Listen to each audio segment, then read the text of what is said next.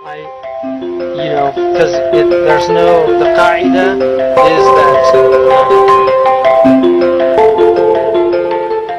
Now, Dr. Bashir, can I ask you something? Yes, go ahead. That asa, the Arabs have a saying, al-asa liman asa. The stick for the one who's disobedient. Oh, yes. Now, is that what that stick is for? No, no, no. Is there any secrets in that stick? Yes, there are plenty of secrets in that stick. It's to assist in walking. Okay. And knocking on doors. Now, you have on there POW and MIA. And yes, sir. Are you a Vietnam veteran? Yes, sir, I am. And when did you become Muslim? In 1989. 1989. And that's an interesting story because what happened was, as part of a returning veteran, my mind was under the influence of traumatic experiences. And many of us veterans went to the VA and we didn't get any help. Eventually I wound up with a group of all black combat veterans who sat in a circle and looked at each other for about 3 months before anybody said anything. And then when we ran out of money, we sat and we discovered that we had helped ourselves.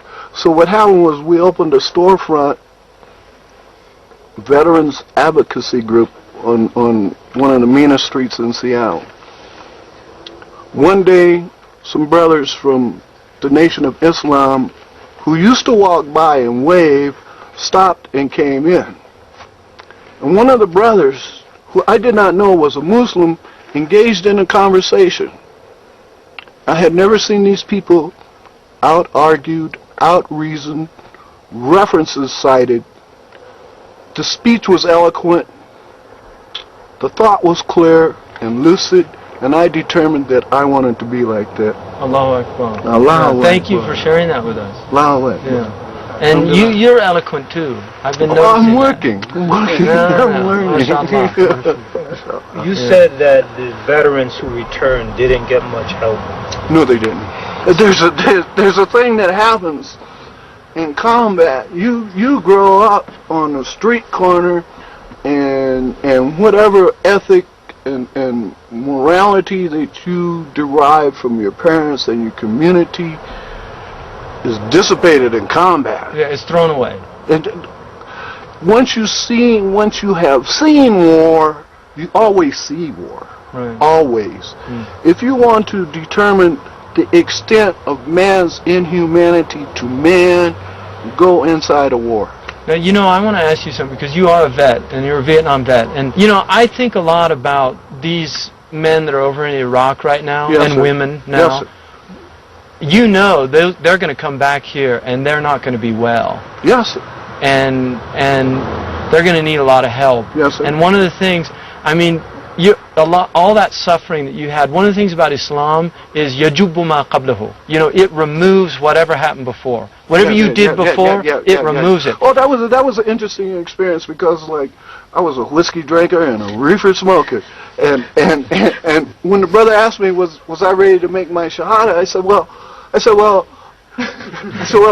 I don't know, and he said turn it over to Allah. And the next day, alhamdulillah, you gave it up. It was easy. Allah it was taken off of me. Yeah. Just taken out. There was never the urge, the habit. الله أكبر. فأكرمكم الله جميعا.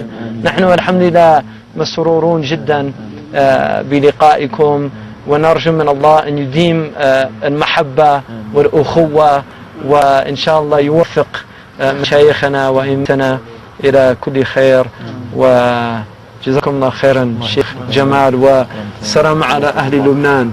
War ain't nothing but a heartbreaker. War gives only to the undertaker.